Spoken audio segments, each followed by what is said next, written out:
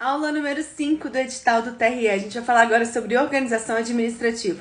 Olha como que a gente está esgotando o edital. Acreditem se quiser, o conceito de desconcentração é o tópico mais cobrado nas provas de concurso, seguido das características das autarquias, agências reguladoras e sociedade e economia mista. Vamos entender? Pessoal, quando eu falo de administração pública, de organização administrativa, eu tenho que lembrar que a administração se subdivide em duas: a administração pública direta e a administração pública indireta.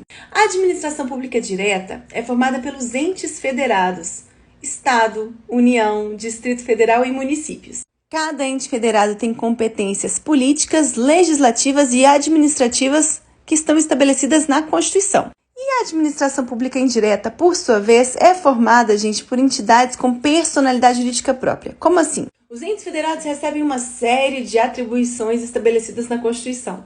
E esses entes federados resolvem criar entidades com personalidade jurídica própria, que vão se responsabilizar por uma determinada atividade, vão se especializar em um determinado serviço. E esse fenômeno a gente chama de desconcentração. Calma que eu já te explico.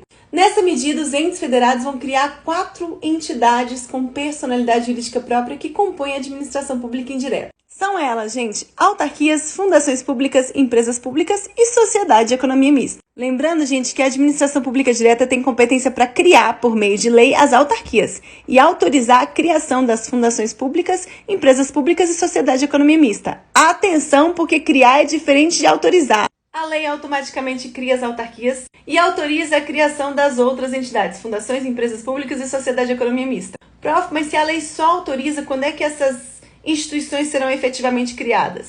Mediante o registro no registro competente, né? Se eu estiver falando de uma empresa estatal que explora atividade econômica, o registro vai ser feito na junta comercial. Se eu estiver falando de uma empresa estatal que presta serviço público, o registro vai ser feito no cartório. E agora vamos estudar esses 3 conceitos que despencam nas provas de concurso. Olha como é que tá colorido. Vocês já sabem, tudo que tem verde responde a 100 questões de prova, o que tem amarelo a 200 questões e o que tem vermelho a mais de 300 questões. Então tenha mais atenção no que tem vermelho. Vamos lá, centralização é quando a própria administração pública direta presta o serviço público. Os próprios entes federados. Desconcentração. Desconcentração é um fenômeno que acontece internamente em cada pessoa jurídica da administração. Eu estou falando da distribuição de competências entre os órgãos. Por exemplo, são órgãos da União, a presidência, os ministérios, os departamentos. Macete para não esquecer.